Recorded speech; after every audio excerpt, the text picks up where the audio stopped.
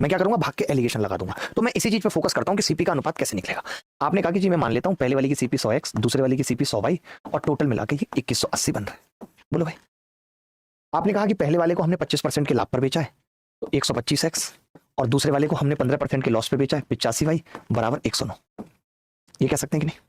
मैंने कुछ नहीं किया, मैंने कहा मुझे अगर ए और बी का अनुपात ही चाहिए तो मैं कुछ करूंगा भी नहीं, बस मैं इसको 20 से गुणा कर लेता हूं और इक्वेट कर देता हूं, क्योंकि मुझे पता है कि अगर 20 से गुणा करूंगा तो ये भी 2180 आएगा।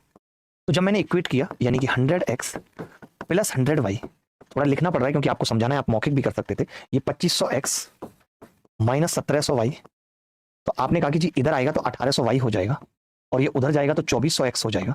यानी अब मैंने जिस चीज की तलाश थी वो पूरी कर ली, मैंने ये पा लिया कि दोनों की सीपी का अनुपात 3/4 है। कर सकता हूं दोनों की सीपी का अनुपात क्या है, 3/4 है। अब बस अब तो कुछ करना ही नहीं है, जब सीपी का अनुपात निकाल लिया तो एलिगेशन लगा देता हूं, ये 3 और ये 4। पहले वाली को आपने 25% के लाभ पर बेचा, दूसरे वाली को -15% पे बेचा है।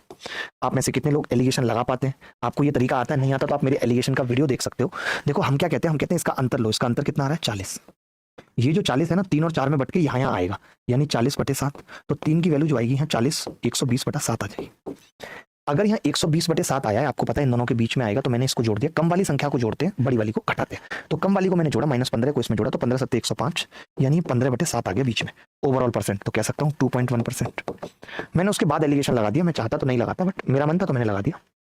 आप अगर ये चाह रहे हो कि आपको ऐसे नहीं करना था 3 और 4, तो अब आप अपनी मर्जी से ये भी कर सकते थे कि अब आप वस्तु को मान लेते 300 और 400 मान लेते। अब आप अपनी मर्जी से मानना क्या था, अपनी मर्जी से जो मर्जी मान लो। मान लेता मैंने कितना कहा कि 300 और 400 मान लेता हूं। तो आपने कहा अगर आप 300 और 400 मानते हो तो पहले वाले के हिसाब से 75 रुपए का फायदा है और दूसरे वाले के हिसाब से 60 रुपए का नुकसान है, यानी 15 रुपए का फायदा है। कितने पे? 500 पे 100 पे कितने का होगा? 15/7% आ जाता। ना लगाते आप एलिगेशन, ऐसा कोई कंपल्सन थोड़ी एलिगेशन का। बट हाँ ये